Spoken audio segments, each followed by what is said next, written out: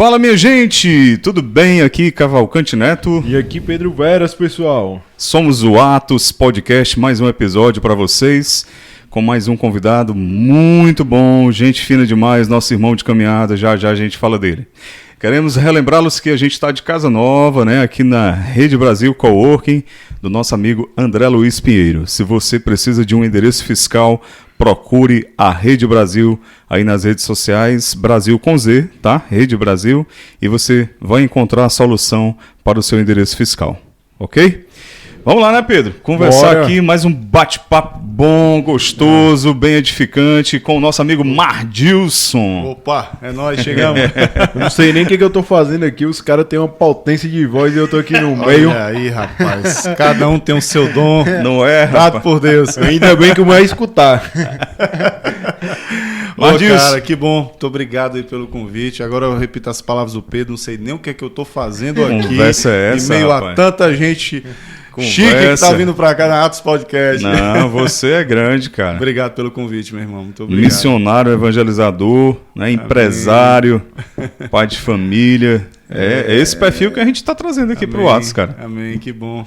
Mardilson, vamos começar do começo, né? Vamos sim. Natural de onde? Como é que foi a criação, a educação? Nasceu num berço católico? Como é que foi esse início? Vamos lá. É natural aqui de Fortaleza, né? Minha família, tanto materna quanto paterna, são aqui de Fortaleza, apesar de suas origens serem do interior, como acho que a grande maioria de todos nós, né? Tenho 42 anos, sou casado com Ana Paula, pai de 3 filhos, Davi Ângelo, Rafael Ângelo e Ana Laís. E, minha família é uma família tradicionalmente católica, apesar de não praticantes, né? Ainda tinha aquela divisão, católico praticante, não praticante. Uhum. Minha família realmente é uma família toda católica, mas a gente não teve, né, ao longo da nossa, vamos dizer assim, vida, né, de juventude, infância, muito convívio dentro da igreja, né? Aquela prática mesmo da nossa liturgia, né? Mas ao longo do tempo, né, eu estudei em colégios católicos, né, o Colégio Santa Cecília. Uhum. E lá a gente teve toda uma base de preparação, né, católica, e foi um despertar, realmente veio através de lá, né? E, enfim, eu por conta própria, acho que eu fui a ovelha que se desgarrou e buscou, né, um pouco mais essa experiência cristã, né, na minha vida, através de grupos, né, de jovens. Inclusive lembro muito bem que a primeira experiência que eu tive, né, além da escola, foi quando eu busquei ir para a comunidade Nova Evangelização. Sim. Não sei se vocês ainda Sim, existem, né? Acho que foi quem dali nasceu o Novo Caminho. Isso. E lá na Nova Evangelização foi onde eu tive a primeira experiência mesmo, efetivamente, com um grupo, né, renovado de oração e tudo. Fez o seminário lá? Não cheguei a fazer o seminário, né? Tive essa primeira experiência e logo depois veio faculdade, enfim, toda aquela fase de início de faculdade, de trabalho, e acabei que não mergulhei, vamos dizer assim, efetivamente no movimento católico, mas sempre vivendo a nossa missa dominical, né? O preceito. E realmente a partir daí teve o despertar para a minha vida cristã, né? Só que foi um despertar, não foi efetivamente um início. Eu posso dizer que o meu início efetivo de uma vida cristã, de vivência cristã, de aprofundar mesmo os carismas, né? Toda a história da igreja, todo o conhecimento cristão, veio após o meu encontro com Cristo no SCC. O SCC. Isso. Lá em São Vicente. Lá na paróquia São Vicente Paulo, a qual a gente faz parte, né? E qual foi o ano que vocês fizeram? Foi em 2009. 2009. Ah, tá. Foi o ano que nós fomos coordenadores a primeira vez, a Cris e eu. Foi? Olha Foi, aí. fomos coordenadores de um grupo, Tá ficando velho, hein, cara? A mesma idade, viu? 42.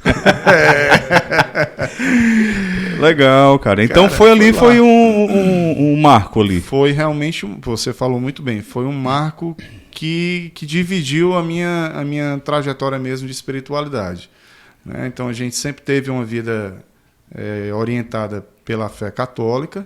No entanto, a gente não tinha um aprofundamento na fé católica, né? E realmente o SCC ele foi esse chamado verdadeiro para a gente poder aprofundar essa experiência católica, né? Tanto comigo como a Ana Paula. Ana Paula também veio numa família tradicional católica, só que a família dela toda de Manaus, né? Ela veio muito nova, toda de Manaus, e ela veio muito jovem morar aqui com a mãe dela, Sim. né? Com o Sérgio, né? Que você conhece muito bem, Sim, seu primo. Sim.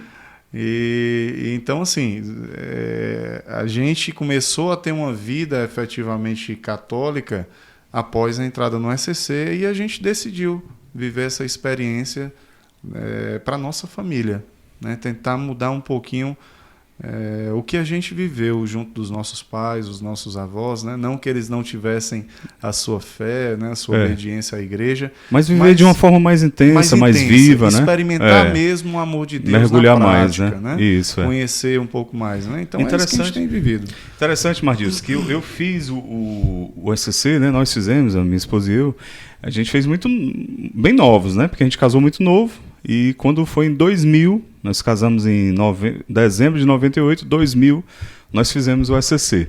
E aí eu já vinha de uma realidade de grupo de jovens, já liderava lá, coordenava, já tinha feito seminário do Espírito Santo lá na comunidade Recado. E quando nós fizemos o SCC, ali foi uma... É claro que tudo agrega, né? Sim. Tudo que você faz, a graça de Deus, ela se manifesta ali, qualquer retiro que seja, uma oração, você tem um crescimento. Mas para mim foi um choque, porque eu vinha de uma realidade já... Não o Grupo São Vicente, que não é carismático, mas lá da comunidade Recado, e também já participava de eventos da comunidade Shalom, que também é carismática. E aí para mim foi um choque, porque o SCC... tradicional, né? Isso. O encontro do SCC para casais, né? É o horáriozinho ali, macho, eles são... tudo amarradinho. É tudo certinho, você não foge nada. E aí macho, eu era o mais novo, 20 anos, né? Servindo lá, a primeira vez que eu fui servir no encontro, no SCC, mas não pode fazer isso aqui não? Vamos fazer um louvor, vindo a música, né? Aí aquelas músicas antigonas, né? E o pessoal, ninguém levantava, ninguém batia palma. Aí eu queria revolucionar, né? Isso. Só que você tem que ir devagarzinho. Tem. E eu fui com gosto de gás, Aí a galera, rapaz, calma aí, baixa a bola. Vamos devagar, que não é assim Passei por isso também, logo. Pois é. Aí houve aquele choque. Aí eu ficava nas reuniões e tudo, dos coordenadores, tarará, e conversando com a galera mais experiente lá do SCC, eu ficava, rapaz, mas por que a gente não muda isso aqui? Aí, rapaz, Neto, tem um documento, cara. Porque tem um documento nacional do SCC, e o documento só pode ser mudado pela Assembleia Nacional, é uma comissão nacional, um negócio, uma organização, cara, o nível de organização é um negócio impressionante. Verdade. Cara, ninguém pode fazer nada que esteja fora do que está aqui. Tem que seguir isso aqui. Cara, eu ficava louco, não pode, vamos... E depois de alguns anos, eu vim entender, assim, o valor realmente do SCC. Sim. Né? Eu, nessa época que eu falei que eu era... ficava propondo as coisas e tal, meio rebelde. Eu era meio, assim, um crítico, né? Apesar do SCC ter sido, assim, também maravilhoso pra gente, quanto casal. O nosso grupo, até hoje, nós temos amizade. Né? Uma amizade, assim, que a gente passa 6 meses sem se encontrar. E aí a gente combina uma reunião e é como se a gente tivesse... sabe, convivido ali todos os dias. É uma amizade realmente que nasceu em Deus, sabe? Isso. Mas aí eu tinha essa crítica. Aí depois caiu a ficha para eu entender que cada serviço, cada carisma na igreja tem o seu valor e tem o seu espaço. Né? Tem aquela pessoa que não vai se identificar numa comunidade carismática e vai se identificar no SCC. Isso. E vice-versa. Isso. Né? E a riqueza da igreja está aí, né, Mardilson? Tá, e tudo que você falou eu vivi, né? Ainda vivo um pouco, mas hoje eu estou nessa fase realmente de entender, como você muito bem falou, né? De que cada carisma tem o seu propósito e tem a sua missão específica, né? E realmente assim, o SCC ele tem, né, todas essas regras, documentos, né, a serem seguidos e, se possível, ipsilipsis. Né? Apesar de que a gente já vê uma certa flexibilidade acontecendo, né? Em algumas outras paróquias já tem um pouco mais de flexibilidade, apesar de seguir todo o protocolo, né? Todo o documento nacional, mas já tem uma certa flexibilidade. Mas é justamente isso que você falou. O belo é ver justamente o corpo de Cristo, né? Cada órgão específico desse, que tem um propósito específico para poder trazer a salvação para as vidas. Exatamente. A gente sabe que você veio de um grupo de oração. Eu não vim de um grupo de oração. Então você já tinha uma vivência cristã. Isso. Eu não tinha. O seu despertar foi no SCC. Foi lá. Então, assim como eu, muitos, a grande maioria, vivem essa mesma situação. Então, assim, é muito difícil a gente criar um impacto, porque a vida na renovação carismática, ela traz um impacto muito grande para quem não está acostumado. Pode até criar uma certa repulsa, né? É verdade. Então, o SCC ele tem esse cuidado muito grande de oferecer gotinha a gotinha, tradicional. de uma via mais tradicional, e oferecer de gota em gota essa paixão pelas coisas de Deus, né? Esse despertar da espiritualidade renovada, da vivência mesmo da fé com mais fogo, né? Como a gente fala muito na turma dos jovens, nas comunidades. Então, assim, o que eu acho muito bonito e o que eu venho aprendendo, né, com o SCC é de saber que ali é a primeira porta que se abre para a vida de muitos casais que não têm nenhuma vivência católica. É um despertar, né? É um despertar. Mas eu ainda tenho fé e oro a Deus que algumas se abra coisas um pouco para algumas músicas sejam mudadas, renovadas. A gente quer da música, a gente fica se coçando, né, cara? Aquela coisa, né? Que os meus amigos do SCC que vão estar acompanhando, um beijão para todos vocês. Para quem já foi meu coordenador e sofreu aquela angústia de eu não poder tocar uma música fora do documento, eu pode ter certeza que a gente só tem muito a agradecer todo o ensinamento. Macho, eu só me lembro do Gurgel e da Laurinha. Cara, são... Não, assim, eles são incansáveis. São incansáveis. São exemplos servos ali, fiéis. Há quantos anos, né, cara? Verdade. Não, eu tiro o chapéu. Não, sem dúvida. Mas musicalidade, né? Falando de música. A música, como é que entrou na sua vida? Tu, antes da igreja, tu já tocava? Cara, a minha experiência musical inicial foi em 98, né, com música secular, grupo de pagode, foi na época que começou os pagodes. Rapaz, foi ali, mesmo? Né? Participou de banda de pagode? Tinha banda, a banda da gente foi sucesso. Foi mesmo? Qual era o nome? Era Samba Diferente. Rapaz, vem muito pagodeiro aqui, viu? Teve outro que teve também. O Carlos Átila. Teve outro aqui, pagodeiro. Pagodeiro também teve uma carreira meteórica, na velocidade que subiu, desceu. Eita, Jesus. Cara, o pagode ali na década de 97 até 2004 dominava. Era um pagode swingado, né? Meio swingueira, né? Justamente. Era. E a banda da gente, como sempre, né? Grupo de amigos se reunia e tal. E a partir daí nasceu o Samba Diferente, né? E tu era o vocalista? Eu era um dos vocalistas, tinha eu e tinha um Aistinho. E aí puxava o violão ou o quê? Na época eu tocava percussão. Tocava o surdão, né? E cantava. Show. Aí depois chegou outros instrumentistas, eu fiquei só mais cantando. Durou quanto tempo a banda? Cara, eu saí em 2001. Em 2000 eu fiquei 98 até 2001. A gente já estava tocando em casas grandes, abrindo show para a banda nacional. Bacana, ganhando um dinheirinho. Pouco. Quase nada.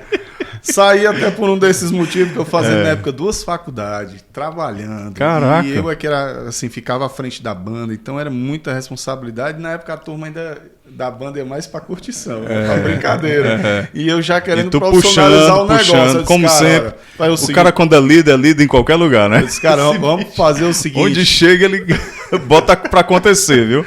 Ou vai ou não vai. Mas quem tem esse perfil, cara, como a gente, não tem jeito. A gente se diverte até um certo ponto, mas depois que vê que tem potencial, poxa, vamos profissionalizar as coisas, vamos organizar as coisas. E aí eu disse, rapaziada, vamos fazer o seguinte, aproveita a curtição aí que eu vou trabalhar, vou faturar. E saí, e graças a Deus os meninos continuaram mais alguns anos e foi sucesso. A banda, bacana. Tanto com a composição nossa...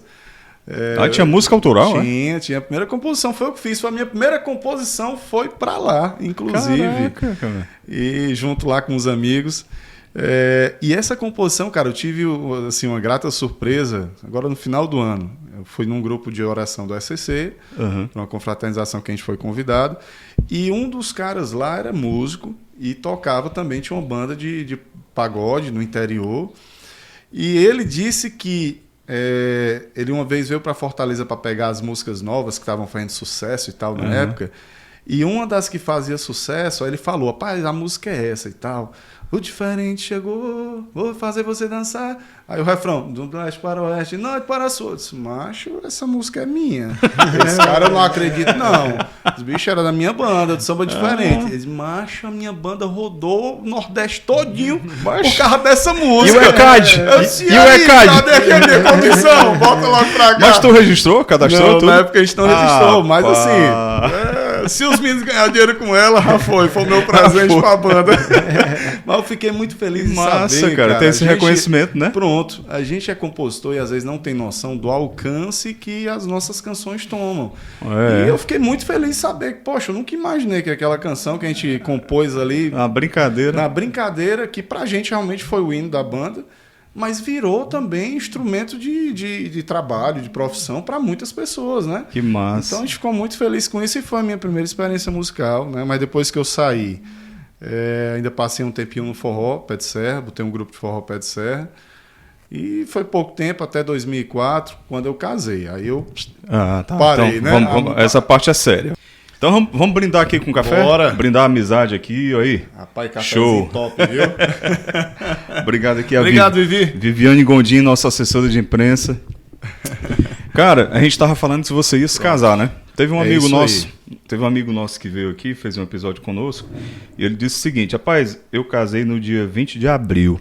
Aí eu brinco dizendo que Tiradentes se enforcou no dia 21. E eu no dia 20. Eu vi. É o Marcel Pietro, da Delanteira. E aí, foi mais ou menos assim no seu... Cara, foi Ana mais Paula, ou menos... Ana Paula, deu um desconto aí, Ana Paula.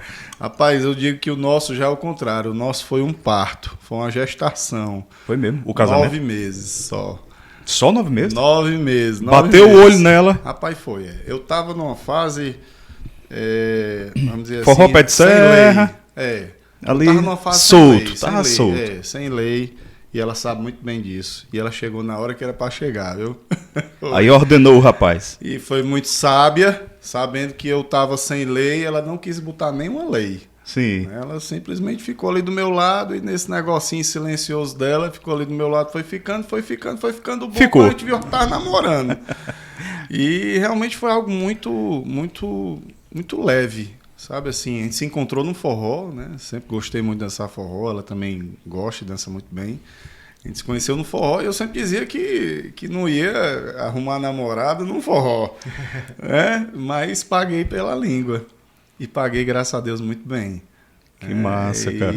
Quantos anos de casado já? Essa pergunta... Engancha, né? É em busca... É porque uma das nossas missões aqui no Atos Podcast é o quê, Pedro? Em busca do cancelamento perfeito. O cancelamento.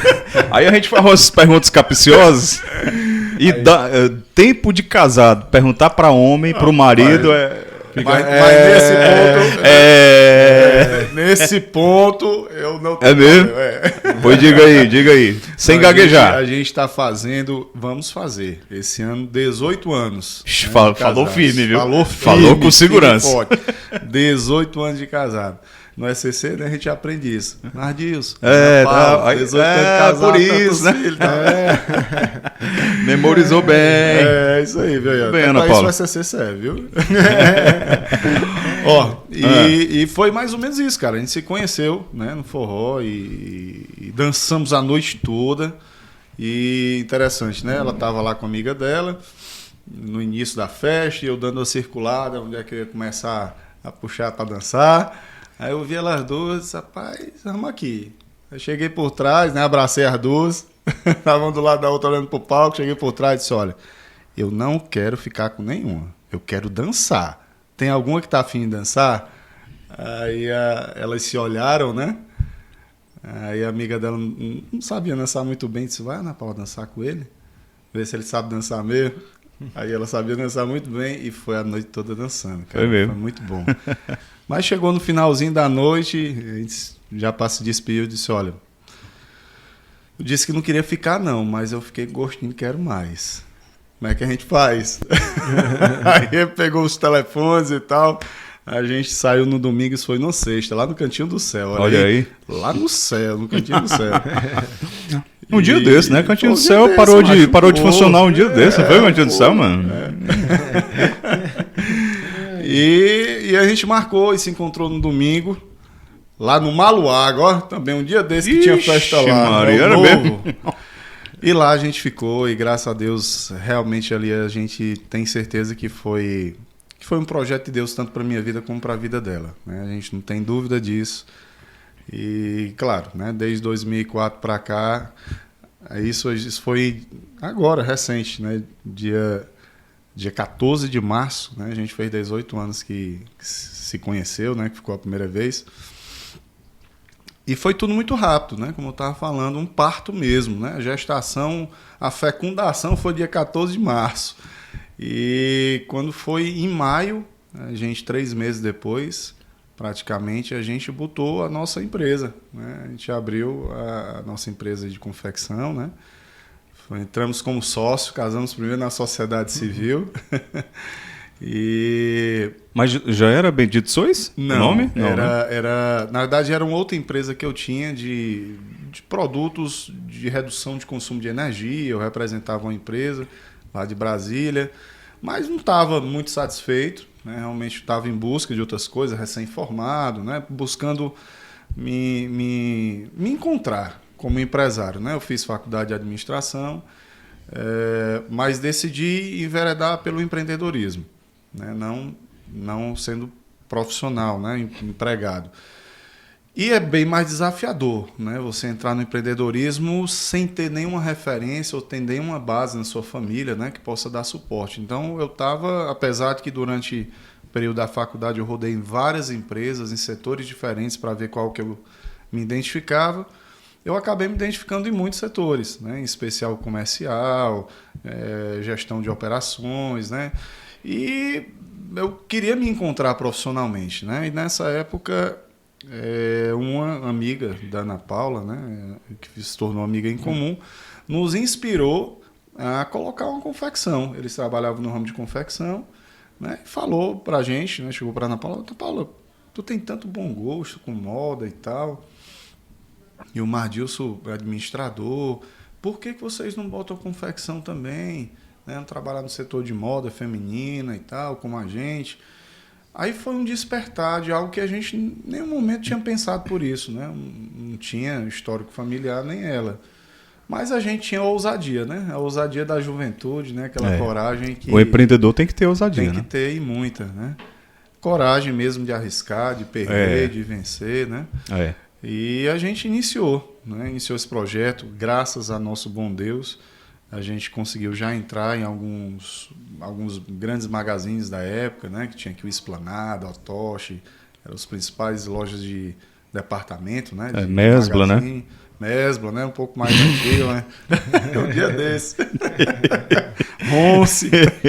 Aí como era o nome inicialmente? Qual foi o nome adotado? Melindrosa. Melindrosa. Melindrosa era a nossa empresa, né? Quem trabalhava com moda feminina. E a gente começou a trabalhar a nível nacional para grandes magazines, né? Mandando muito para São Paulo, enfim, para outros estados, para a região norte. Isso, nos 3 primeiros meses, né, da empresa, a gente já começou a entrar em bons magazines, graças a Deus.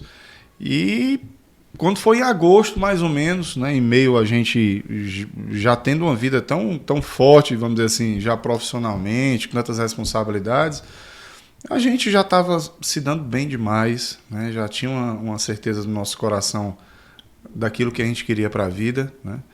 E a gente decidiu noivar, né? E quando a gente noivou, todo mundo da família, tanto do meu lado como dela, está grávida.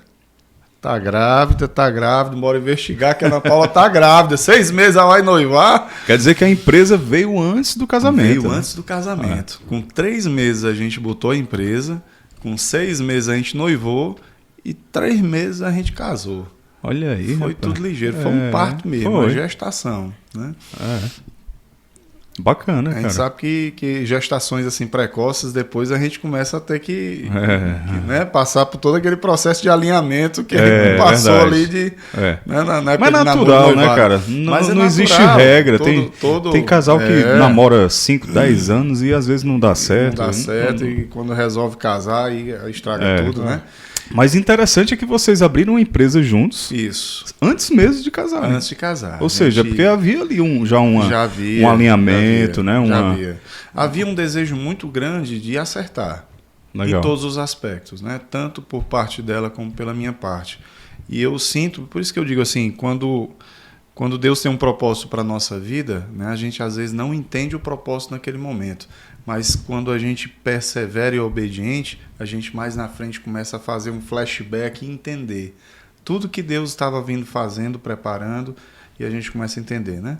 Não é à toa que a obediência, a perseverança, né, coragem são virtudes que o Espírito Santo nos dá, né, para todos aqueles que pedem, né, como a palavra nos fala. Sem dúvida. Mardilson, aí vocês abriram a empresa, casaram. Isso. Vocês sentiam essa sede de algo mais de Deus, de ter uma vida mais íntima com o nosso Senhor?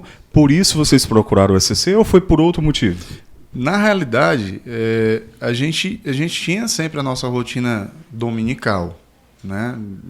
Família, zona tradicional, domingo para missa. Mas a partir da gente começou a despertar os nossos pais a também, pelo menos, ir para a missa de domingo, porque não tinha esse hábito na nossa família. Mas a gente sempre manteve. Uma coisa que a Ana Paula, ela sempre diz, né? Às vezes quando a gente dá o nosso testemunho, antes da gente ficar, né? A gente se conheceu na sexta, aí trocamos o telefone, aí marcamos de sair no domingo, né? E quando ela me ligou, foi ela que me ligou, viu? Foi você que me ligou, você sempre reforçando, não foi eu que Minta liguei. não, Mardilson. Foi ela que me ligou. Eu vou chamar a Ana Paula aqui, para ela confirmar essa história. Sábado à noite, eu lá no sítio, lá da família, pá, o celularzinho toca. Sou, é Ana Paula, tudo bom? Ainda tá lembrando? Sou, claro que tô lembrando. Olha, tava pensando a gente combinar de se encontrar amanhã, sei o quê. Eu disse, olha, eu tô no sítio aqui com meus pais, mas eu volto amanhã. Eu vou pra missa às 19 horas, mas depois da missa a gente se encontra. Aí ela acendeu a luzinha. Esse aí é diferente. Acendeu a luzinha. Aí pra missa, olha aí, pronto. Aí a mulher se apaixonou aí, bicho. Vai pra missa, acabou essa história. Te amo, meu amor. E aí, vocês, com esse hábito, vocês acabaram contagiando a família também. A gente começou aos poucos a dar um testemunho, né? Eu acho que até o Evangelho mesmo hoje nos fala, né? Jesus falando aí sobre... eu sei que pode ser que estão cá no mesmo dia, mas a palavra de Deus como fala, né? Que Jesus dá testemunho, né? E ele nos inspira a dar testemunho também, né? E que o nosso testemunho seja válido pelas nossas atitudes, né? As nossas ações. Pelos nossos atos. Os nossos atos. E a gente começou, mas a gente não tinha uma profundidade cristã, né? A gente realmente teve essa experiência em 2009 com o SCC. Mas como é que vocês chegaram até o SCC? Aí o SCC, a gente chegou até lá, porque alguns amigos em comum, os amigos meus da escola, os pais deles fazem parte do SCC lá da São Vicente. Certo. E no ano, lá, eles eram os coordenadores gerais do SCC. Era o tio Assis e a tia Adileuza. Sim, pronto. Rapaz, tu é amigo do Delano, do Fábio, né? A gente é muito amigo deles. E no aniversário do Fábio, lá na casa deles... Aí o tio Assis e a tia Adileuza pegou os amigos tudinho, pronto. Bora, preenche aí, todo mundo. Pegou os amigos tudinho que tava lá, inclusive o Fábio Negão. O Assis é muito gente boa, são cara. demais, cara, são fantásticos. Tem que trazer o Assis aqui, ó. São fantásticos os dois. E pá, foi assim que veio, né? A gente foi, não, tá todo mundo aqui, pegou na palavra, bora. Vamos, foi a turma todinha, né? Foi. E eles ainda deram um jeitinho pra poder colocar todo mundo no mesmo grupo. Foi. Aí foi assim que vocês chegaram até o SCC. Foi assim que a gente entrou no SCC, cara, e assim, claro, nem todos perseveraram, né? Mas para cada um, o chamado é para todos, né? Mas para cada um encontra né, a sua experiência muito particular, né? Individual.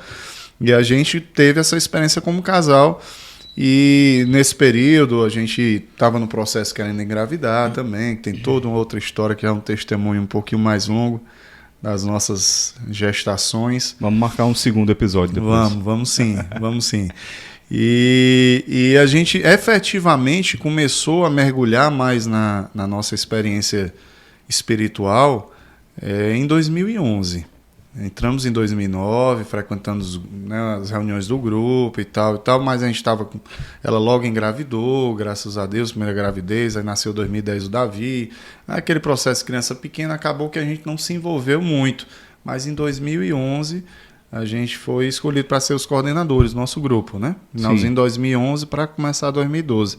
Aí realmente, cara, foi onde teve a nossa, posso dizer, a nossa conversão mesmo. Sim, vocês buscaram mais a Deus com aquela responsabilidade de guiar um grupo. Isso. E aí procuraram se aprofundar mais. A gente estava passando, cara, em 2011, um momento de provação muito grande no lado profissional. Certo. Foi um período de 2004, né, até 2011, a gente ainda era melindrosa. Melindrosa. E a gente ainda trabalhava no segmento de confecção, de atacadistas, né, de confecção. Só que era um segmento muito cruel, porque ainda né, para quem continua trabalhando, mas tem muitos que estão prosperando. Mas no nosso caso, a gente chegou num ponto que não estava mais dando. A gente estava vendendo para poder só pagar funcionário e fornecedor e não conseguia mais sentir prosperidade, né? E chegou o final de 2011, cara, eu tive de demitir todos os meus funcionários. Na época chegou a ter quase 20 funcionários internos, fora os terceirizados e tudo. Então tive que demitir todo mundo. Cheguei em dezembro de 2011, assim, olhando para a fábrica, sem mais nenhum funcionário, sem dinheiro e com filho pequeno. E realmente assim, eu acho que foi a minha primeira experiência mesmo assim de colocar o joelho no chão e pedir um direcionamento de Deus, né? E foi quando veio, né, a palavra, né, lendo a Bíblia e tudo. Até tem aquela história, né, que o pessoal vai, abre a Bíblia e pega uma palavra, né? Não, vê o que é que Deus quer falar, abre a Bíblia, qualquer página. Foi meio que assim, por incrível que pareça, mas foi assim. Deus falou comigo, né, buscai o reino de Deus em primeiro lugar e minha justiça e tudo mais vos será acrescentado. E eu decidi realmente fazer isso a partir daquele momento, sabe? E eu tive um sonho muito revelador na minha vida depois dessa experiência com a palavra de Deus. E esse sonho foi realmente me direcionando que estava dormindo, né? Isso era véspera de Natal, para você ter ideia. Me lembro muito bem, dia 22 para 23 de dezembro de 2011.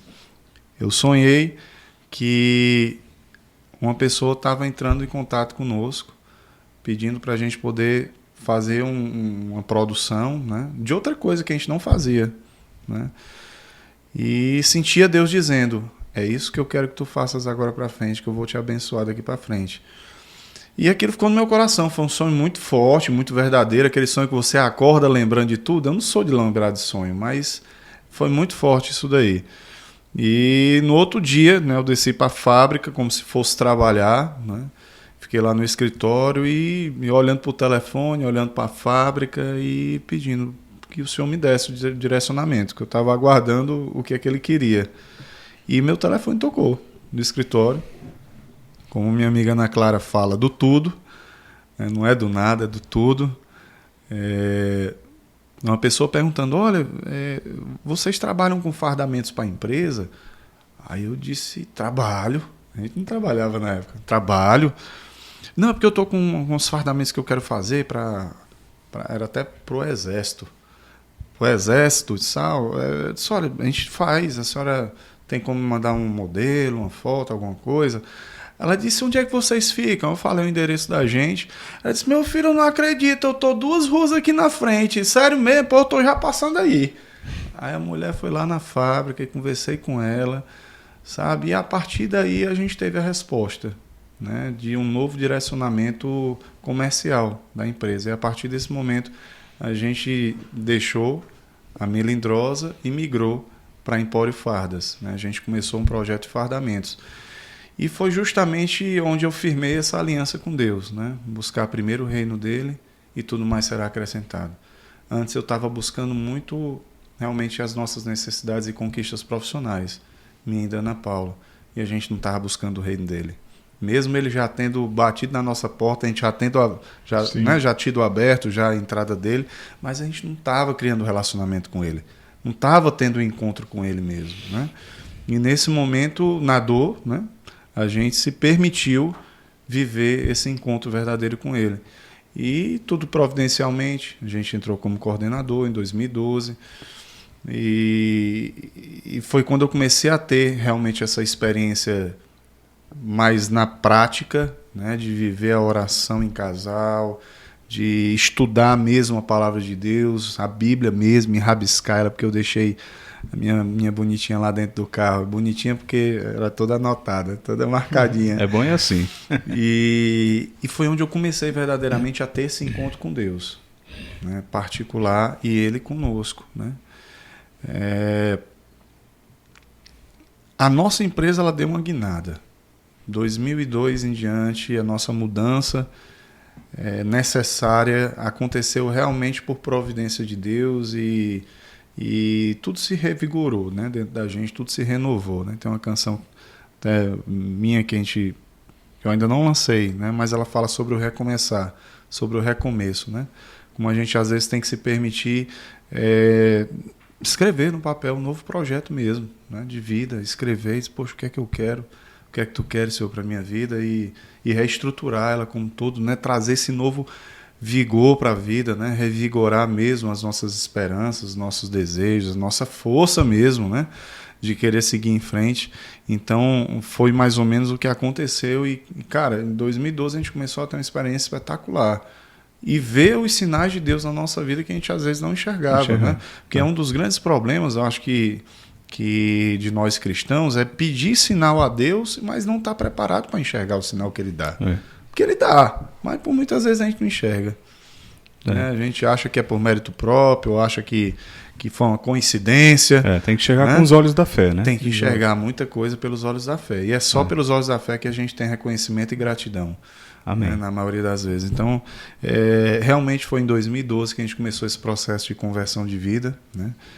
Da minha esposa, profissional, e foram tempos de graças a Deus, a gente viveu uma sequência de alguns anos de muita prosperidade mesmo, né? Até posso dizer, sem sombra de dúvidas, que até 2015 foram 3 anos assim, 3, 4 anos de muito trabalho, de muita prosperidade, muitos negócios novos, e não só no aspecto profissional, né, mas também, consequentemente, na nossa vida espiritual. Sim. Né? Sim. E nesse intervalo, não sei se a gente tem tempo para isso. Tem sim, tem, cara. Né? Tem demais. Então vou fazer aqui um paralelozinho aqui. Faça aí. Eu quero, depois você vai falar sobre o Basílica, né, o ministério. Sim, vamos falar sobre como é que surgiu. É justamente isso. Pronto, pois eu vou misturar, fazer tudo junto e misturado. Tudo junto e misturado. Basílica surgiu quando? Pronto. Tudo isso daí caminhou em paralelo.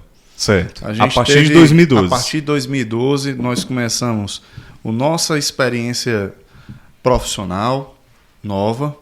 A gente começou a nossa experiência espiritual nova. A gente começou também a nossa experiência missionária, que é onde entra o Basílica. E também eu posso dizer que a gente teve, nesse processo, também principalmente a minha, cura da minha falta de fé. Sim. Então vamos lá. Em 2013, e 2012, na realidade, a gente trabalhou, né, no SCC. Esses últimos anos de 2009 a 2011 a gente não tinha trabalhado. Em 2012, como coordenador, a gente foi trabalhar no SCC, na sala, na música. Né, e me lembro demais, na primeira reunião de coordenadores, aí é onde vai começando a entrar o processo da música, tá? Certo. Em paralelo aos demais. Certo. Então vamos lá. Em 2012, na primeira reunião de coordenadores, tava lá os nossos amigos, Nelson, sim, e a Fernandinha do Felipe. Sim. Estavam lá cantando lá na reunião de coordenadores e tal. Aí a gente chegou lá na sala, eu e a Ana Paula, a gente sentou na cadeira, aí ficava olhando para eles. Aí começou a bater aquele frivião na perna, né? A perna... Marcando o tempo ali. Aí eu disse, minha filha, peraí que eu venho já. Ela olhou para mim, o que tu tá inventando, Mardios? A cara do que tu conhecia a peça, né? Já conhecia. Não fica aqui. Eu disse, não, peraí, filho, venho já. Mardios, traz só um pouquinho assim para frente. Pronto. Melhorou. Aí... Sim. fui lá falar com eles, né, com o Nelson e com a Fernandinha. Eu disse, olha, a gente nem se conhecia ainda na época. Eu disse, olha, eu queria muito servir na música, eu já cantei há muitos anos atrás e tinha parado toda a experiência musical, né? Eu queria voltar a servir, tocar na música, eu gosto de música e eu queria algo novo aqui na igreja. Como é que eu posso fazer? Com quem é que eu falo? Eu disse, não, você canta? Eu disse, rapaz, tá muito tempo que eu não canto, mas eu cantava. Pega aqui o microfone. Aí eu peguei o microfone e fui lá para trás deles, né? Com vergonha, não sabia direito as músicas ainda. Aí comecei lá a cantar o que eu sabia, cantando, aí terminou a primeira música, e veio quando o Nelson olhava para trás, né? Olhando para trás, rapaz, ou tô desafinado demais, ou tô errando muito a letra da música. Terminou a primeira música, a segunda música, e quando terminou a segunda música, o Nelson chama. Ei, macho. Aí me empurrou aqui pra frente, né? Teu lugar é lá na frente, não é aqui atrás, não. Vai cantar que Deus te quer lá na frente cantando. Cara, isso daí pra mim foi o primeiro empurrão que eu senti de Deus pra minha missão. Sabe? Entendendo qual era a missão que Deus queria pra mim na igreja. Né? O Espírito Santo, ele se apega àquilo que você ama fazer. Cada um tem o seu dom e o seu carisma. O Pedrão falou que não gosta de cantar, não gosta da voz e tal, mas você tem o seu dom e o seu carisma que Deus lhe puxa através dele, né? Netão, da mesma forma, o dom de pregar, de falar, de cantar, Deus te puxa, né? E cada um de nós, né? A gente é puxado pelo aquilo que a gente ama, a gente é fisgado por ali. E ele me fisgou pela música, que era algo que eu sempre amei. E a partir daí eu me coloquei à disposição para cantar nas missas, né? E o grupo da Ana, né? do Nelson, me acolheu. E foi aí onde eu comecei a servir nas músicas e tal. Toquei no SCC, a gente trabalhou na sala, na música, né? Em 2012. E por aí foi. Em 2013, né? Eu já estava servindo mais na igreja, sempre nas missas. Começou a vir um despertar diferente dentro de mim. Aí foi onde teve o SCC de 2013 e a gente foi convidado a servir na liturgia. Isso eu já estava começando a tocar violão, que eu não sabia tocar nada. Tocava um pouquinho de cavaquinho só, mas comecei a aprender a tocar violão e Deus foi capacitando. E na liturgia, quando a gente trabalhou em 2013, foi onde eu posso dizer que eu tive meu batismo no Espírito Santo. Muita gente diz que o SCC não tem espiritualidade, mas tem para quem busca. É verdade. Para quem busca, o SCC, ele oferece experiência verdadeiramente com o Espírito Santo. E eu tive essa experiência em 2013, servindo a Jesus Eucarístico na liturgia, né, durante os 3 dias. E lá eu senti no meu coração que a minha missão era através da música. E foi aonde, após, né, o SCC, eu convidei alguns amigos lá da paróquia. Até então, convidei o Gleuto, né, convidei o Paulinho, que ficou comigo na banda, convidei o Amorim, enfim, pra gente poder... Convidei um rapaz que era do grupo de jovens. O Rodrigo. Não, o Rodrigão ele entrou depois. Rodrigo Tiquinho entrou depois, mas teve também que na época acho que era cunhado dele, que foi tocar bateria com a gente. Sim. Eu sei quem é ele. É o Augusto. Augusto, pronto. Irmão da Priscila. O Augusto. Irmão da Priscila. Isso. Ele tocou uma época com vocês? Foi. Ele, logo no começo, ele começou a tocar com a gente na bateria, mas ele não pôde ficar muito tempo. Mas ele foi o primeiro, né? Assim que a gente formou. Aí foi quando a gente iniciou, né? Aquele movimento das noites de louvor e adoração, vocês celebram no centro comunitário, né? Frei Ricardo Luiz, como era o nome? Aí depois foi onde veio o irmão o padre Ricardo Luiz, Ricardo né? Luiz, foi. Depois foi aonde ele entrou nesse processo. Em 2013 a gente começou junto com o grupo de jovens, né? Esse movimento lá na quadra, lá São Vicente, das noites de louvor e adoração. Teve ainda uns 3 ou 4 noites de louvor e adoração. Eu servi lá na noite de louvor e adoração. Foi. Era bem bacana. Acabou que a intenção era o quê? Era proporcionar um momento mais renovado para o SCC junto com os jovens, juntar os dois movimentos, né? E cada um pegar a experiência do outro. Infelizmente, o SCC não aderiu muito, né? Alguns casais, principalmente pastoral familiar e tal, estavam sempre presentes. O grupo de jovens estava mais participativo, né? Só que a gente acabou não conseguindo seguir muito em frente, né? Mas logo, final de 2013, a gente foi chamado para assumir o grupo dirigente do SCC. Então, o grupo dirigente da gente já tinha mais abertura para poder realizar mais movimentos. E a partir daí foi aonde entrou, né? Em março a gente começou as noites de adoração com o Padre Ricardo Luiz, lá na paróquia. Sim. Aí realmente foi um tempo muito renovado, né, com o padre, foi muito bacana. Ele não está mais aqui, né? Ele está morando em Goiás. Já tem alguns anos que ele está lá, acho que desde 2016, e está fazendo um trabalho espetacular lá. Ele tem um carisma fora do normal, assim, ele tinha um carisma muito diferenciado mesmo.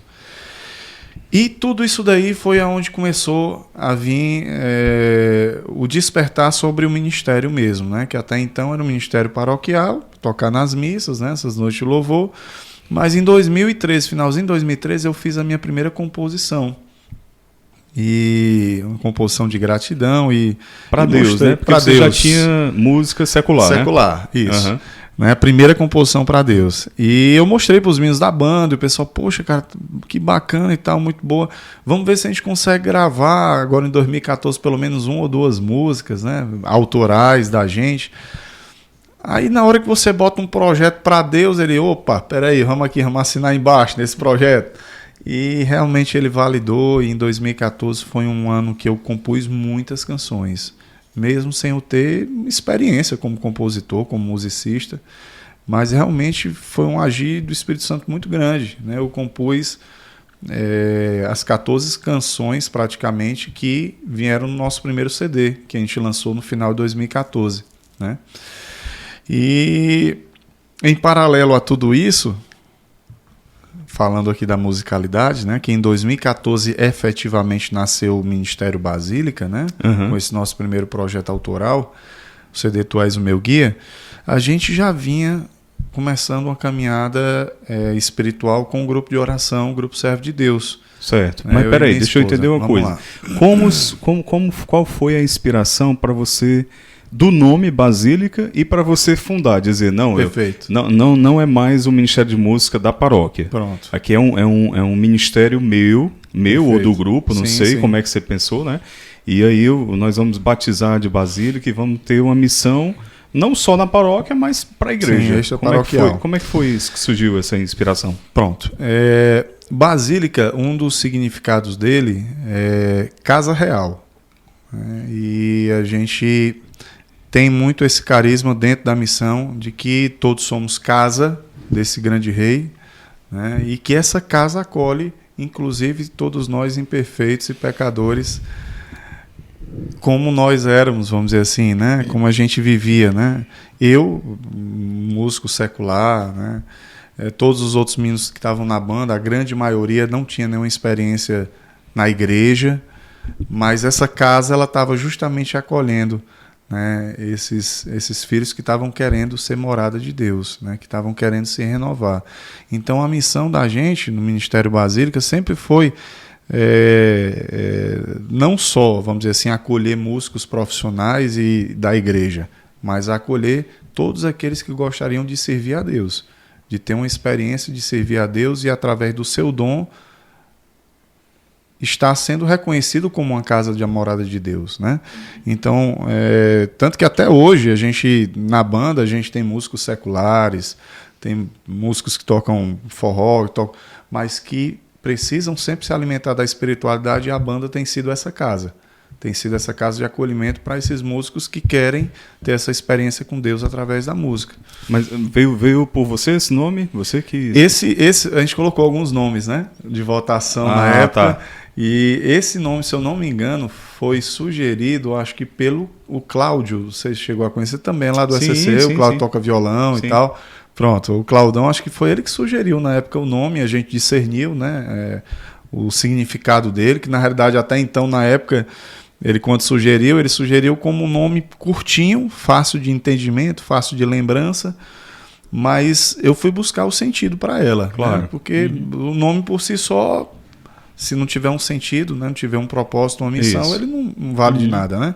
Então se fechou, né? Realmente um nome curto, um nome pequeno, fácil lembrança, mas o sentido espiritual é esse. Certo. Né? Então a gente acabou, não em unanimidade, mas na grande maioria, optando por esse nome. Né? Certo. E aí iniciou o nosso trabalho em 2014 a nível profissional. Né? Na época entrou um baterista, depois que o Augusto saiu, entrou um baterista que ele era também empresário da música secular antigamente, e o cara tinha muito conhecimento com a música, né? E tocava por prazer mesmo, e veio fazer essa experiência e foi muito tocado com a gente, porque ele tocava forró antes, tinha bandas de forró, que foi até Pachucha, a banda dele e tudo. Mas ele estava parado, só tocava em casa mesmo, e foi para o ensaio nosso, realmente foi muito tocado pela proposta da banda, e ali se colocou à disposição, né, para poder começar a servir com a gente. E quando ele viu que a gente tinha músicas autorais, ele, pela expertise já profissional do meio secular, ele disse: cara, vamos gravar. Sim. Vamos produzir um projeto autoral da banda e tal. Bacana. Aí ele nos deu esse suporte. Foi tudo rápido, né? Cara, foi tudo avalanche, assim, sabe? Eu me lembro que... Foi de quem é Basílica, de repente... Tá aqui o CD. Tá aqui o CD. Um negócio assim, muito, muito rápido, né? Até pra gente foi muito rápido, né? A gente não teve muito aquela preparação espiritual que normalmente é feito, né? Discernimentos e tal. Foi um negócio A coisa foi acontecendo. Foi uma pegada secular dentro do meio católico, né? Religioso. Então, falando como vaquejada, né? O cavalo passou o selado, você montou e foi embora. E vamos derrubar o boi. Eu me lembro demais, Eu tenho um CD até hoje lá em casa. Pois é, cara, pois é. E aí, tá bom de ter o segundo. Não sei se você já tem um segundo também, né? Mas agora tudo é plataforma digital, né? O segundo, não me recordo se eu tenho. Uma nova unção, pois vou. Se bem que ninguém mais tem CD hoje, ninguém né? tem mais, cara. Plataforma digital. A música onde houver amor, o título é Onde Houver Amor. Se não houvesse amor. Se não houvesse amor, tá nesse segundo? Não, ela já entrou nessa levada das músicas digitais, né? Aí tu tá em plataformas digitais, clipe, canal do YouTube, né? Os 2 primeiros CDs tem também no canal do YouTube, nas plataformas, mas a partir de 2017 a gente começou mesmo um projeto só virtual, né? É isso. E Maravilha, por aí foi, cara. E como é que tu conciliava, cara? Família, Basílica, porque Basílica demandava cara, aquela história de músico, né? É o primeiro que chega, é o último que sai, montar tudo, desmontar, afinar, parará, pererê. Cara, realmente... E trabalho. Isso, você conseguir gerir tudo isso. Assim, foram tempos que eu assumo que muito intensos. E a minha esposa, Ana Paula, ela teve que ter muita sabedoria e paciência para poder discernir que aquele serviço para Deus, ele não podia ser, vamos dizer assim... Não podia ser só seu, né, cara? Tinha que ser da família, tinha que ser né? Uma de toda missão a família. da família. Mesmo a família estando em casa, mas ela está em casa, mas está intercedendo, está entendendo que ali era um serviço para Deus, né? Mas não tem como, né, bicho? Tem hora que o peso do dia a dia recai muito grande, né? Verdade. Então, assim, eu tive fases, né? Principalmente 2014 foi um ano que eu servi muito na igreja. Certo. Em São Vicente em si ainda. Certo. Depois que o CD foi lançado em dezembro de 2014, a gente começou a abrir, né, para outras paróquias. Quem é Basílica, aí vai para uma rádio, vai para um... Então começou a expandir. Dom Bosco, eu assisti, né? Você na Dom Bosco, ouvi, sempre estava lá. Graças a Deus nos acolheram muito bem. Nossa música também, a primeira que entrou na Rádio Shalom também, assim como na Dom Bosco, foi a música Jesus Eu Confio em Vós, que é inspirada na Hora da Misericórdia, né? Então, assim, a gente começou realmente a estar em muitos locais, paróquia tal chamando, então estava muito mais fora de casa do que dentro de casa. E quando eu estava dentro de casa, normalmente estava trabalhando com a empresa, né? Porque durante o horário comercial era a empresa e à noite serviço na igreja, né? Sim. Então, assim, foram, queira ou não queira, foram dias de desafio mesmo para a gente poder ter essa maturidade do relacionamento, né? Familiar, matrimonial, né? Imagina. Não deixa de ter aqueles conflitos, né, sobre a sua presença, né, estando dentro de casa. O que adianta estar servindo fora e dentro de casa, a gente sentindo sua falta, né? Você não está presente. É uma das coisas que a gente sempre bate aqui, o Pedro e eu, é sobre a gente falar sobre o concreto da vida mesmo, Sim, né? sim, E das sim. dificuldades que as coisas se apresentam, né? Não apresentar casamento, família, filho, Tudo como, perfeito, como tudo se coisa fosse, linda né? e tal, Oh, meu Deus, sei o quê. Mas- Tem muitos desafios. E pra gente que se coloca na linha de frente mesmo, para algum ministério que é muito demandado, Aí vem a aprovação. vem muita, cara. Né? Como tá lá falando lá em Provérbios 2, se eu não me engano, se decide servir ao Senhor, te prepara para a aprovação. Preparo. Eclesiástico. Eclesiásticos 2, né? Pronto. Eclesiástico. Então, enfim. E também tem muita impressão hoje que a vida é uma fatia de pizza, né? Que o cara separa 25% para a família, 25% para o trabalho, 25% para outra Como se área, fosse para o dissociado, lazer, né? Como se fosse muito 25% para os filhos. A vida ela é tudo menos uma fatia de pizza. É isso mesmo. A vida desequilibra de um lado, faz Isso. aquele lado dar Isso. certo, corre pro outro lado para tentar equilibrar de novo. Isso. E aí isso. você vai no meio do caos, criando uma ordem lá no meio do Isso. caos o tempo É isso todo. mesmo. Porque a vida é tudo menos uma fatia de pizza. Jordan Peterson. E olha, isso é muito interessante que tu falou, cara, porque a gente, isso até no lado profissional mesmo também, né? A gente tem determinados momentos, a gente tem pilares, né? A gente sabe, né? Aqueles pilares da vida Sim. e tal, família, espiritualidade, né? E profissão, né? Mas não é obrigatório que todos vão estar tendo equilíbrio constantemente na vida. Não, tem algumas horas que você precisa demandar uma atenção para um deles. Sim. Às vezes acaba criando um desequilíbrio. Você não pode deixar que o desequilíbrio faça cair. Isso. Você pode até criar um pequeno desequilíbrio, mas que depois você vai sustentando. Momentâneo, e vai passageiro, crescendo. exatamente. Passageiro, né? É importante a gente ter essa consciência. Caminhar no equilíbrio 100%, isso é uma utopia. Se você decide mesmo colocar projetos à frente, porque tem pessoas que optam em viver realmente numa zona de conforto, de tranquilidade. Não, eu quero tranquilidade.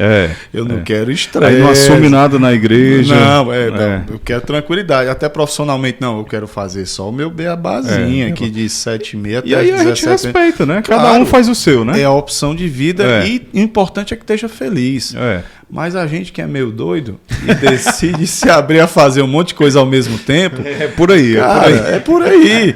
Então a O gente bicho, ó, tem que... veio de João Pessoa pra cá pra Olha aí. gravar o podcast. Olha aí. Cara, mas é isso mesmo, sabe? A gente tem que justamente aí volta. É para ousadia de fé.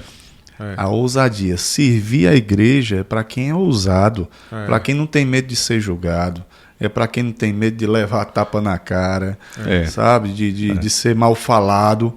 Porque a gente é mal julgado, às vezes, na boa intenção do serviço, da doação. Verdade. A gente, às vezes, ainda é julgado como é babão. Né? Babão do padre. Não, quer aparecer, quer estar lá na frente.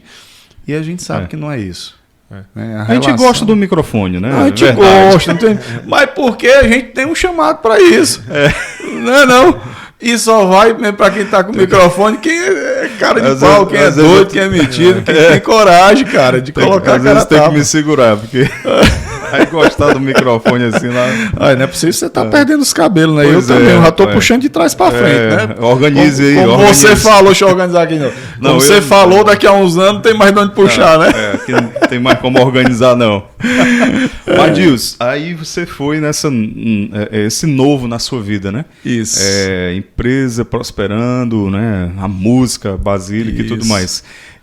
Trazendo para a vida profissional, continuou nessa prosperidade ou você sofreu ainda mais algum revés? Cara, eu vou falar dos 3 pilares agora, tá? Você falou de 2 aí, mas vou falar de um terceiro que nessa época a gente estava passando por uma provação muito grande. A gente estava tendo um caminho de prosperidade profissional bacana. A gente estava tendo uma prosperidade na missão também. Mas em paralelo a gente estava sofrendo um baque muito grande na vida familiar. Não que fosse de relacionamento meu e da Ana Paula, mas a gente estava tentando ter o nosso segundo filho, né? E a gente, só voltando um pouquinho, né? A gente, antes de ter o Davi, que nasceu em 2010, a gente passou por 2 perdas de gestação, né? E essas perdas, elas foram muito dolorosas para a gente queria muito projeto familiar e tudo. Na família, assim, nós seríamos os primeiros, né, dar os netos, enfim.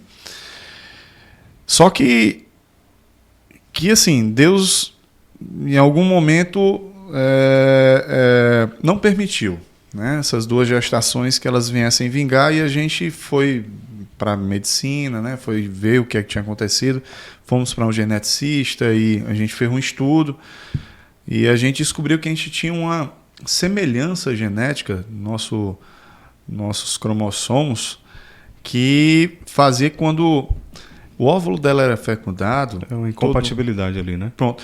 O nosso era diferente. Diferente, né? A gente existia uma semelhança tão grande que o óvulo dela não liberava uma camada de proteção para que não fosse expulso porque o esperma é um corpo estranho no corpo da mulher. Né? Então, o corpo da mulher, naturalmente, ele vai expelir o corpo estranho. Só que o óvulo, quando é fecundado, ele libera essa camada de proteção para poder maquiar e o organismo não reconhecer que é um corpo estranho. Tá. E ela não produzia isso. Então a gente começou a fazer um tratamento, comer o sangue, né? Tirava o sangue e produzia uma vacina, onde ela começava a desenvolver essa substância. Né? E fizemos o tratamento, aí positivou, né? Em meio a tantos exames que fazia, positivou, o corpo dela já tinha a substância, né? Para proteger o óvulo, aí a gente engravidou, né? Ela engravidava com muita facilidade. E veio o Davizinho, bem saudável, gestação tranquila, show de bola. E o médico falou, olha, pode ser que fique uma memória genética no organismo da Ana Paula e seria interessante, pelo menos no primeiro ano, no máximo 1 ano e meio, vocês tentarem engravidar de novo, aí vem aqui dar um reforço e tal, pode ser que não tenha mais perda nem nada. E beleza, a gente ficou com isso na cabeça, mais ou menos 1 ano de idade do Davizão, aí ela engravidou. Né? Isso foi... finalzinho de 2011, comecinho de 2012. Ela engravidou.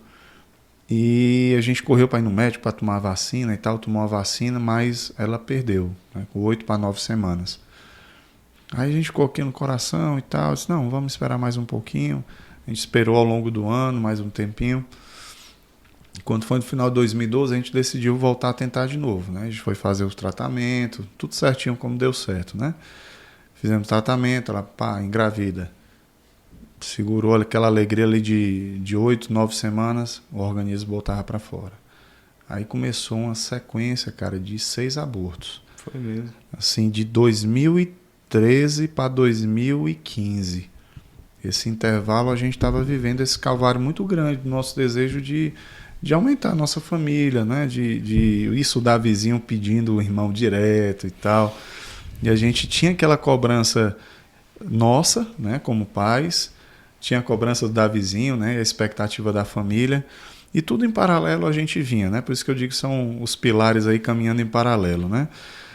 A gente estava tendo a nossa vida espiritual, grupo de oração, no SCC, a nossa caminhada na missão com a banda, profissionalmente estava indo tudo bem, mas a gente estava vivendo esse calvário muito grande sobre a nossa vida familiar, né? E quando foi em 2015, cara, eu lembro demais assim, a gente foi viajar, foi aniversário de 5 anos do Davi, a gente foi lá pro Beto Carreiro e o projeto era alugar um carro e ir para Curitiba, para ir lá no Padre Reginaldo Manzotti e tal, assistir uma missa dele, um grupo de oração.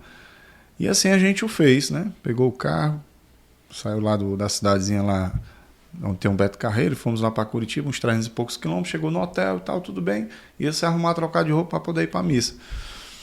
Aí a Ana Paula foi no banheiro e começou a sentir umas cólicas e tal, aí foi no banheiro e ela demorando, eu disse, filha, você tá bem? O que é que tá acontecendo? Eu disse, meu filho, entra aqui.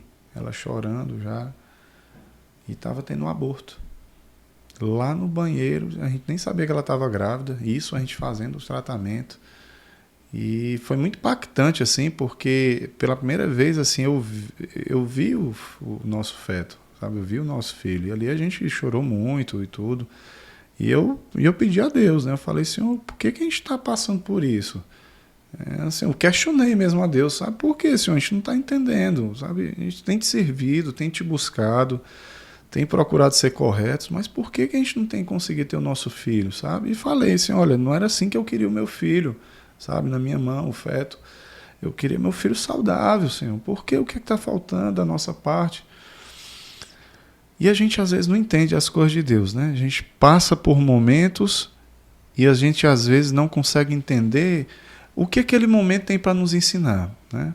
A gente voltou de viagem, foi para a missa ainda, mas muito triste, né? Ela arrasar, tinha acabado de abortar ali e a gente sem entender o porquê de tudo isso. Voltamos a Fortaleza, fomos no médico e contamos para ele e ele falou, disse, olha, eu não tenho mais o que fazer. Tudo que eu podia fazer por vocês em relação ao tratamento, já fiz. Se vocês quiserem tentar, tem uma única vacina, tem uma medicação que teria que aplicar na barriga dela todo dia. Pode ser que ajude a segurar e tal. E a gente ainda se apegando à medicina, né? Não, então vamos correr atrás. É caríssimo, os remédios. E a gente mesmo assim ainda decidiu ir atrás. E fomos, né? A gente conseguiu uma parte doação e uma parte a gente comprou. Ela fez o tratamento, isso no mês de abril, lembro muito bem, abril de 2015. Festa da Misericórdia, a gente estava, inclusive, na semana entre a semana da Páscoa para a semana seguinte, é o período da preparação da novena da Misericórdia, né? Começa na sexta-feira santa, vai até o domingo da Festa da Misericórdia. E a gente, lá no nosso grupo de oração, onde o carisma é Jesus Misericordioso, e a gente o tempo todo, né? Todo mundo é adoração, em oração por essa causa, uma delas. E uma adoração que teve lá, que até eu estava conduzindo, foi proclamado muito forte a gravidez da Ana Paula, e a gente tomou posse daquilo. E a gente estava tomando a medicação e a gente ali na fé. Não, foi proclamado e a gente está tomando a medicação, vai sair. Vai ser agora, por intercessão de Jesus Misericordioso. E passou o mês de abril, ela não engravidou, terminou as medicações, o tratamento, a gente não tinha dinheiro para comprar, realmente era caro, entrou no mês de maio, a gente, não, mãezinha, vai ser pelas tuas mãos. A gente confia na tua intercessão e o remédio ainda vai estar funcionando, o tempo todo assim, né? Confiando, botando a fé, mas o tempo todo segurando pela medicina. E passou o mês de maio, ela também não engravidou e a gente realmente assim, não tinha mais dinheiro para comprar medicação, a nossa fé também já tinha se esvaído e a gente já não sabia mais o que fazer. E é onde entra muito forte você se apegar ao testemunho, né? Você confiar que aquilo que aconteceu com uma pessoa pode também acontecer com você. Quando eu me desprendi totalmente do meu apego à medicina, não que a medicina não seja importante, mas nesse caso Deus queria curar outra coisa na minha vida, que a medicina não ia conseguir curar, que era a minha falta de fé em Jesus Eucarístico. Você vê como tudo, cara, caminha perfeitamente.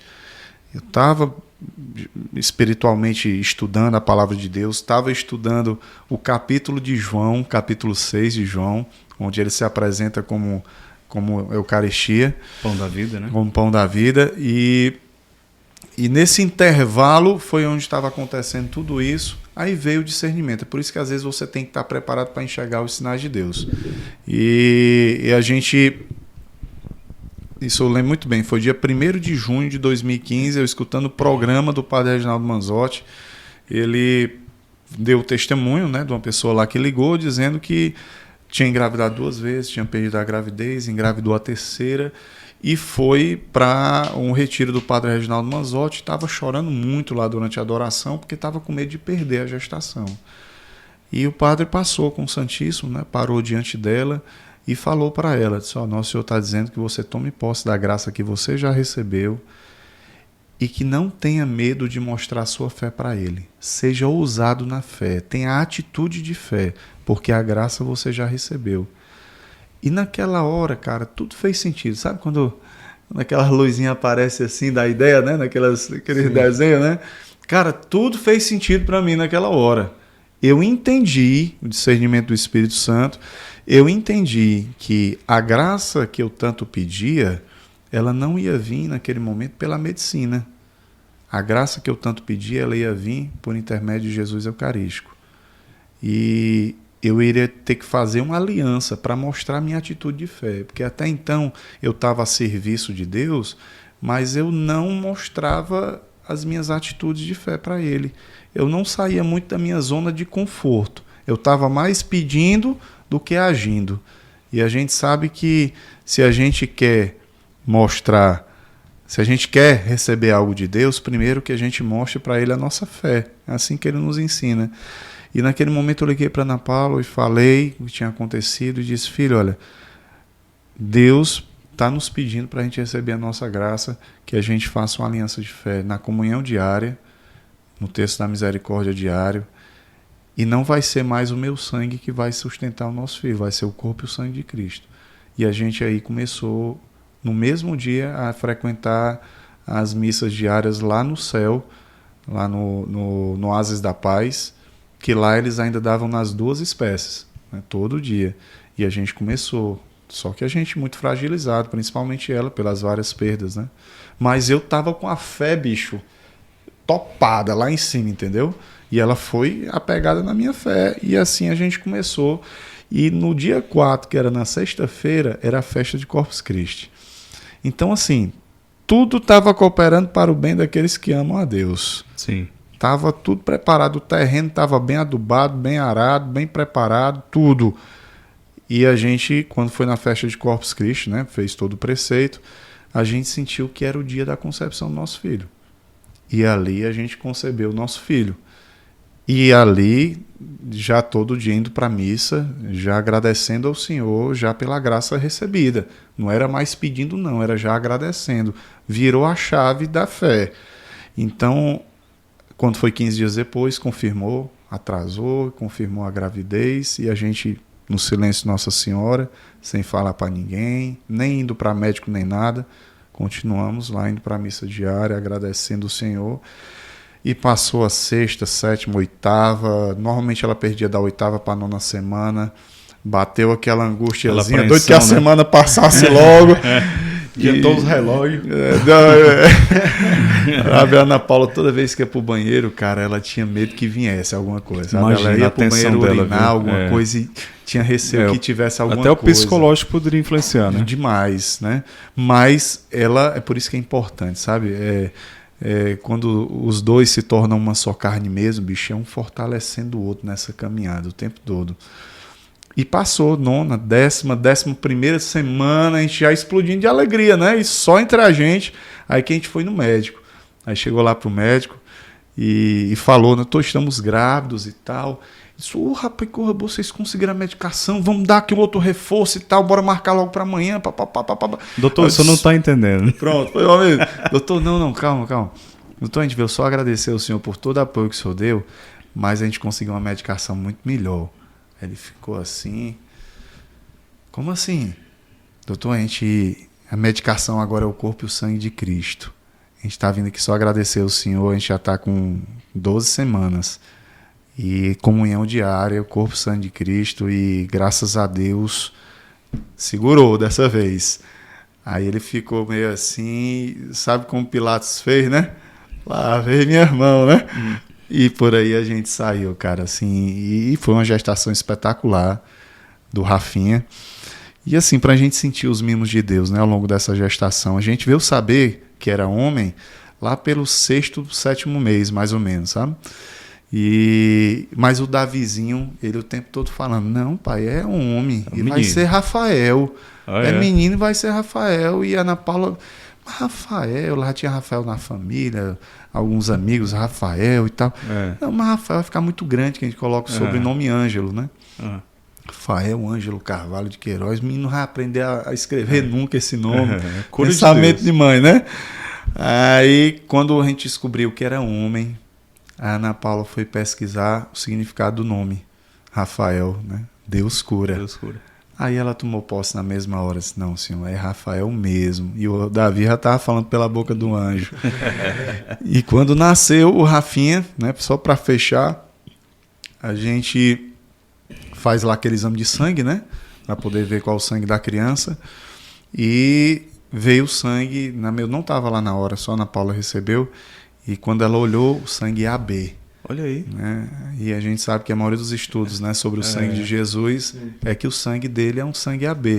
Então ali fechou totalmente, sabe? Que era o corpo e o sangue de Cristo mesmo, que estava, como a Ana Paula muito bem fala nas orações que ela fazia na hora de comungar. Senhor, não é mais o sangue do meu esposo, é o teu corpo e o teu sangue que está ossificando o meu ventre.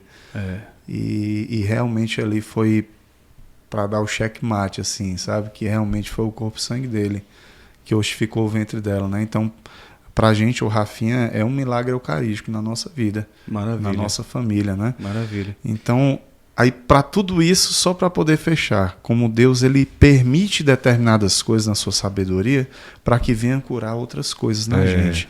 Pedagogia de Deus aí. A pedagogia.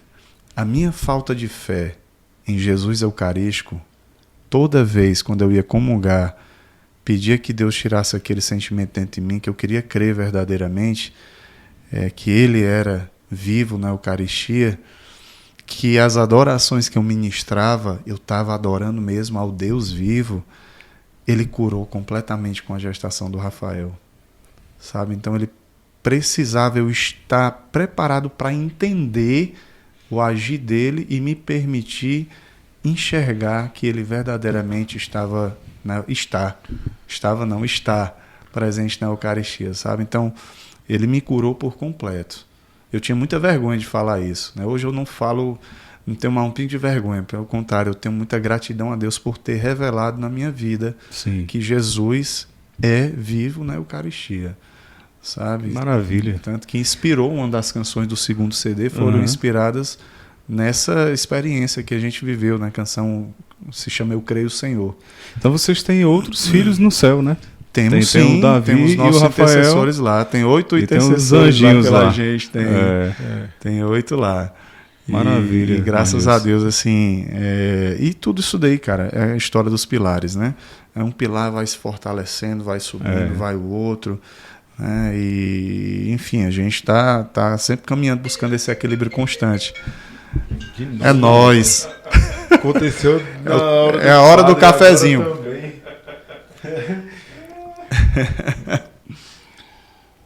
Mardilson, como é que surgiu... Não, mas fala no microfone, né? Como é que surgiu a história da pizzaria, cara? Ah, rapaz, olha aí. Vamos lá. Como é que foi a pizza? Tu sempre gostou de culinária, de Cara, eu gosto muito de fazer comer. umas coisas, gosto de comer. Gosto de comer muito. E, cara, assim, sempre fui fã por pizza, né?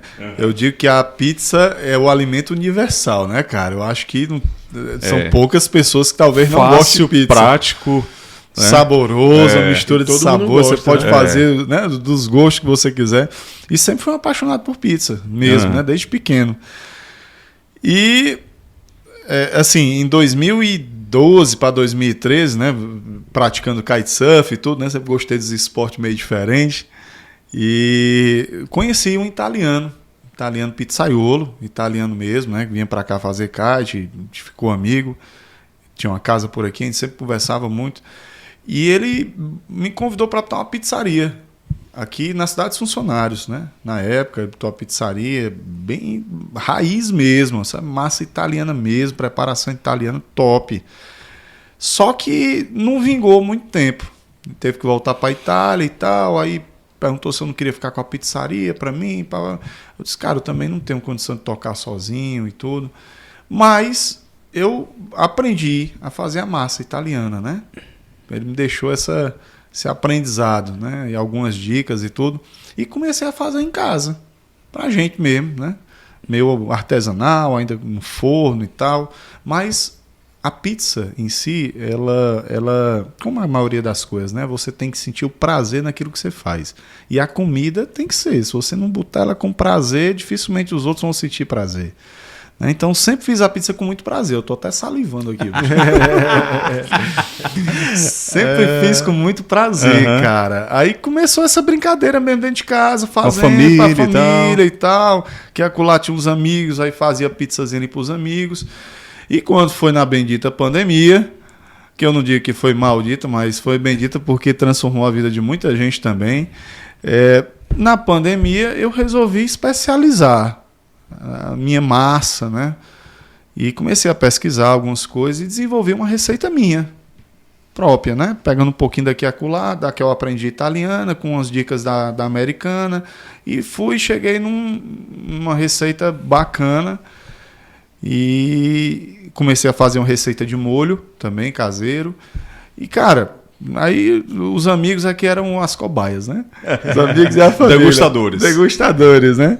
E nessa história, cara, eu consegui chegar num nível de qualidade muito boa das pizzas, sabe? Show. Muito boa. Até um molho, cara, tu fazia? Tudo. Tu faz, aliás, Faço, né? Então, assim, algumas receitas que eu batizei, né? Com alguns nomes, né? Enfim. E aí tu decidiu tornar Pronto. isso um negócio. Até então, eu não sabia como colocar isso um negócio e não sabia se era o momento de colocar como negócio. Certo. Mas o negócio tava dando tão certo, os amigos já chamando para fazer. A galera fazer pedindo, uma confraternizaçãozinha, bora aqui, faz as pizzas e tal, não sei o quê. É. Família, aniversário de fulano. Não, mas bora fazer as pizzas no aniversário, não sei o quê. Aí quando foi no meu aniversário, em julho do ano passado, aí a turma chegou e, pá, me deu de presente um forno profissional. Aquele forno móvel, né? Que você pode levar e tal. Aquele fornozinho redondinho móvel e tal. Isso, interessante, rapaz. O meu cunhado o tempo todo perguntando pra mim, mas Dilson, cara, eu queria fazer um deckzinho lá em casa e eu queria uma dica tua pra fazer um forno legal pra tu poder ir fazer as pizzas lá de vez em quando. Me dá uma sugestão. Aí eu dei a sugestão pra ele, eu já tinha visto e pesquisado esse forno, tinha gostado muito pela praticidade, pela qualidade que fica a pizza, né? Aí ele disse, não, macho, bora comprar um maior. Deixa eu comprar um lote de para 2, 3 pizzas, não é melhor não? Eu disse, não, macho, olha, tu comprar um maior vai ter que ficar fixo. Se tu quiser tirar ele para botar para algum canto, fica complicado. Compra esse que vai atender, se for só a demandazinha da família, dos amigos, mas já tem demais. Aí eles, tá bom. Só que por trás eu não tava entendendo, né, a história. Aí chegou meu aniversário e tal. Aí quando dá fé, lá e se vem ele carregando no ombro, bichão pesado. Eu disse, macho, que é isso? Não, que é o presente da família todinho pra você botar essa pizzaria pra frente. Eu acho que o interesse deles era só pra comer isso, pizza de você. Ele tava sondando comigo pra ver qual era o melhor forno que eu achava pra poder se reunir e comprar. Aí, cara, assim, tinha tudo na mão, né? Tinha um conhecimento, né? Tinha um prazer. E agora tinha o que faltava, que era o forno. Né? Então, decidi realmente fazer uma experiência profissional mesmo, né, de fazer eventos. Né? Então, comecei, mais conhecidos, amigos e tal. Disse, não, mas como é que é pra gente poder fazer? Aí comecei a fazer os eventos, aí nasceu a Forneria Del Papa. Del Papa. Né? Que o nome chique, que eu procurava um nome chique para poder abrir a pizzaria. E eu não queria, porque assim, todo mundo falava, os meninos, né? Principalmente meus meninos, pai, queria a pizza do papai hoje, queria a pizza do papai. Fica pizza do papai. Não vou botar a pizza do papai, pizza do papai. Não vou botar a pizzaria do papai, não. Eu vou botar um nome chique, Forneria. E Del Papa. Italiano. Del Papa. Aí pronto, aí casou tudo. Legal. E ainda tem uns amigos que ainda vêm dizer, ei, macho, tu botou a pizzaria do Papa aí porque tu é católico, né, macho? Agora que eu tô entendendo, não, nada a ver, macho. Eu vou explicar a situação. Né? Bacana. E então hoje você tem E a Bendito Sois, cara? Fala da Bendito Sois, cara, como é que surgiu? E a Bendito Sois, ela é um projeto nosso, né, em paralelo, meio da Ana Paula, porque a gente queria muito, a gente sempre procura, cara, assim, desde que a gente decidiu, né, buscar o reino de Deus, sua justiça e tudo mais será acrescentado, tudo que a gente procura fazer, a gente procura de alguma forma consagrar a Deus e fazer com que através daquilo a gente possa estar evangelizando, né? Então, assim, a gente sentia essa necessidade de, porque no fardamento, né, nas camisarias que a gente faz, a gente já estava fazendo muito camisas para paróquias, né, para igrejas, movimentos, grupo de oração. E a gente disse, por que não fazer uma linha de moda, como a gente trabalhava antes, uma linha de moda cristã, com mensagens cristãs, com um negócio bem atual, bacana, casual, né? Atual, que não seja a camisa de igreja. Sim. Né? Que dê para você usar em eventos, uma um festa, lazer, um aniversário e tal. Porque é aquela história, né? Você tem aquela camisa, né? São Vicente de São Vicente de Paulo e tal. Não, aqui eu vou pra missa. É de procissão. Pronto, vou pra missa, né? Vou pra procissão. Não, essa daqui é pra ir pra procissão, é pra ir pra missa. Não, eu queria que a nossa blusa, o cara disse, não, pô, vou com essa daqui, eu vou pra festa, eu vou lá pro shopping. E o cara tá mandando a mensagem cristã através dela, entendeu? Aí assim nasceu. E assim nasceu a Bendito Sois Camisaria. Ana Paula, né, a gente conversou, rezou, veio esse nome, né? Bendito Sois, né? Mas a Empório ainda existe. A Empório Fardas existe. Né? A parte de fardamentos e a Bendito Sois ficou para a linha de camisaria. Né? Pai, você é empreendedor mesmo, viu, cara? Cara, você também é um exemplo disso daí. Pizzaria, E pronto, duas marcas de confecção. duas marcas de moda, né? Bacana, cara. E, cara, eu acho que assim, tudo que você faz com prazer vale a pena ser feito. Né? Aquela canção minha que você até citou, Se Não Houvesse Amor, ela sintetiza mais ou menos isso. Tudo que você faz com amor vale a pena. Se não houver amor naquilo que você faz, perde o sentido. Mas quando você faz com amor, tudo cria um novo sentido. Tudo vale a pena. Verdade. Né? Então, assim, mas eu volto lá para aquele nosso comecinho do bate-papo. Isso é para os corajosos. Isso não é para quem curte a zona de conforto. Exato. É para quem é inquieto, para quem não gosta de ficar em zona de conforto. Não, né? Não falando nada de quem curte. Sim, massa, tem que ser feliz. Mas é uma condição, né? Mas é uma condição. Condição. Né? Então, assim, a gente realmente, eu e a Ana Paula, por sermos autônomos, né, desde sempre, desde que a gente se conheceu, a gente impregnou dentro da gente essa vivência, né, de ser autônomo, né, de ter ousadia, de ser inovador, de ter coragem de arriscar, de ter o próprio negócio. E essa nossa mudança, né, essa nova fase de vida que a gente está agora, né, há alguns poucos meses, está sendo justamente uma nova etapa nesse tempo de ousadia, né, profissional da gente, familiar, né? E para fechar aqui o Mardilson, vaquejada, cara. Tu ainda arruma tempo para vaquejada, cara. Como... Fala rapidinho aí dessa história da vaquejada. É uma paixão antiga? Pois é, cara. Isso é paixão antiga mesmo. Desde 12 anos de idade. A gente comecei lá no sítio do papai. A gente começou a criar cavalo lá e tudo. E entrou a paixão pela vaquejada. Né? E passei minha juventude toda, cara. Eu lembro demais, bicho. Lá no Santa Cecília, lá quando dava segunda-feira, aula de manhã, lá e se vinha só os toque-toque nos corredores lá de Santa Cecília. Tlec, a espora, macho. Era tu? Eu vim de bota ainda das vaquejadas, macho. Voltando de madrugada era com bota mesmo, e com macho? tudo, macho, pra aula ainda. Conhecido lá. Então tu ia novo, né, para as vaquejadas? 14, 15 anos, 16? Eu comecei com 12, 13 anos. Eu comecei a minha primeira vaquejada. Teu pai te levava? No início eles iam, né? Iam juntos, a gente ia lá, acampava e tal. Era aquela festa todinha, né? Tapebuçu. Todo canto. A gente ia muito. Era muito legal. Levava os cavalos no reboque, né? E tal. Toda a equipe da gente era muito legal. Mas depois foi cansando, né? Porque assim, a vaquejada é muito bom, mas para você ir direto o tempo todo é cansativo. Então o papai e a mamãe depois começou a não ir, iam só para as mais próximas. E eu ia sozinho com os vaqueiros, né? E aí vocês competiam? Ia para competir. Teu pai competia, né? Não, papai nem sabia montar em cavalo. Não, eu digo assim, ele investia nisso. Ele investia na equipe, né? A gente chegou a ter uma equipe de vaquejada que, na época, na década de 90, a gente teve praticamente os melhores cavalos da época, era da nossa fazenda. Bacana. Muito bons cavalos da gente, foi o que até 98 a gente teve a nossa equipe de vaquejada lá da fazenda. Aí depois o papai decidiu parar e os vaqueiros saíram, a gente vendeu os cavalos, eu ainda fiquei só com um. E ainda continuei correndo até 2002, foi quando eu vendi meu último cavalo. E atualmente? Você posta lá um cavalinho e tal, é teu aquele? Ainda não. Né? Assim, eu tinha comprado um cavalo ano passado, né? Eu estava preparando ele, estava ficando bom. Comprei para os meninos, mas para mim também, né? Desculpa, meu amor, vou comprar para os meninos. Os meninos e tal. E os meninos estavam adorando, bicho. Estavam amando. Né? Mas infelizmente o bichinho morreu, cara, no final do ano passado. Foi. Infelizmente ele morreu. Esse é o grande problema de você criar animal, né? As cólicas que aparecem inexplicáveis. E ele realmente ele era um quarto de milha, banda larga? Cara, ele era um puro sangue inglês, mas com uma linhagem de corrida, de trabalho, né? Porque os animais eles têm as linhagens, né? Linhagem de trabalho, linhagem de corrida, né? De passeio. E ele, apesar de ser um cavalo tradicionalmente de corrida, eu comprei no Jockey Club, mas ele tinha uma linhagem de tração, de força, né? E ele se adaptou muito bem a vaquejar, estava indo muito bem, mas infelizmente ele morreu, né? Certo. E eu comecei nesse intervalo, né? Ano passado foi quando tudo isso retornou, né? Porque desde 2002 eu praticamente parei, aí fiquei montando um cavalo dos amigos aqui, acolá e tal, mas em 2005 eu nunca mais nem montei.